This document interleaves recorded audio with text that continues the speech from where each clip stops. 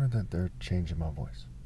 So when you see that Baal Hadad, or Hadad, is equated to Zeus, okay, and Jupiter Dolichenes, okay, which is just a form of Jupiter, and you see the Hittite war god, storm god, what have you, Teshem, and the Egyptian god Set, right? It's clear that these are forms of the devil. And it's not as simple as, oh, they just worship them. It has to do with how they live their life, their soul, their spirit, their energy, their marriage, their war arts, what have you. So Hadad is depicted as a typical Assyrian kind of secular, profane, selfish warrior, okay, from the Mesopotamian area, the Middle East, what have you. And to understand this thing is like understanding a poem. So you have a poem that's like 20 lines long. Memorizing every word of the poem and being able to recite every word isn't going to help you very much. You have to think about what the poem is getting at. So it is with the various systems of mythology. To understand Hadad, you have to think about what it means to be righteous versus wicked. Even pirates argue that karma comes back to people, or that justice gets served at times, and so on and so forth. They have some kind of a conception of it. They don't live it. So knowing the technical details doesn't help you very much. When it comes to Mesopotamian mythology, or Greco-Roman mythology, or Egyptian mythology, what have you, you're better off trying to scramble to understand right and wrong in real life than understanding these stories. The stories go on and on. There's endless jigsaw puzzle connections. It's obnoxious. Quite often it's stupid. It's obscene. It's pitiful. It's full of ethnocentrism. When you hear it from the Western universities, it's very Eurocentric. The explanations they give you, it's very stupid, very, very shameful for them to do it that way. So who is Hadad? He's a rape called bitch. Who is Zeus? He's a rape called bitch. Who is Set? He's a rape called bitch. So what is this? A feeble jackal depiction of a rape called bitch have in common with like a fluffy, knucklehead from the Middle East, with a Greek rapist, with a Greek rape system, a Roman rape system? What do they have in common? Well, one, they don't think clearly, and they don't see clearly. Their mental vision is a joke. That's why it's called being a bitch, right? The word bit.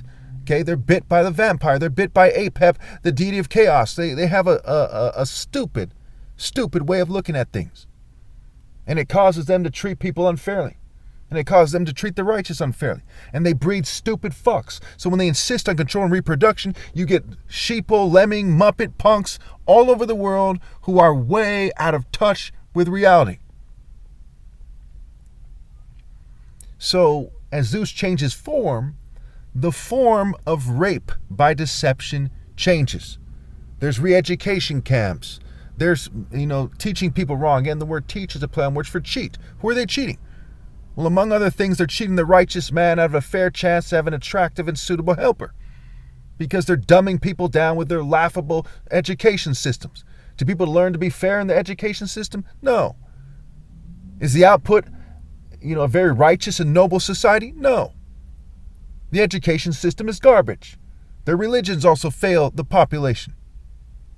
So Baal Hadad is a deity of using brute force, so-called knowledge power, so-called expert power, so-called legitimate power, so-called coercive power, so-called reverent power to enforce a sick rape system. Be it their martial arts, their religion, their education, their dating process, be it their economic system, their government. It is a sick fuck rape system more than it is the system of any lightning bolts coming into play, literally, or any kind of wrestling or hand-to-hand combat. It first and foremost is a lack of character. True martial arts are about building character and not cheating anybody, especially the most righteous person that ever lived, which is me. The anti-martial arts, the anti-Christ, the anti-anointed with righteousness and justice is knucklehead Hadad, Zeus, Set, bitch shit. So who is Horus? Horus isn't just the idea of the Son of God, okay? For those who don't understand the importance of the Son of God, he specifically, when I say just, I don't mean to take away from myself or the idea. He is specifically the idea, or you might say a deity or a God of righteousness, justice, and love. In the Osirian mysteries, the son of Osiris and Isis, a deity of love. Just like Eros is said to be a deity of fake pagan love, fake love, pagan love, and he's the son of Aphrodite, a deity of pagan love, fake love, who's Venus's Greek counterpart. It's connected to Isis and all kinds of deities, right? Horus, also known as Haro Ares, right, which is like the word Eros, Ares, is the offspring of God, and God is love. So I am love. So I'm the king of love, the king of justice, the king of righteousness.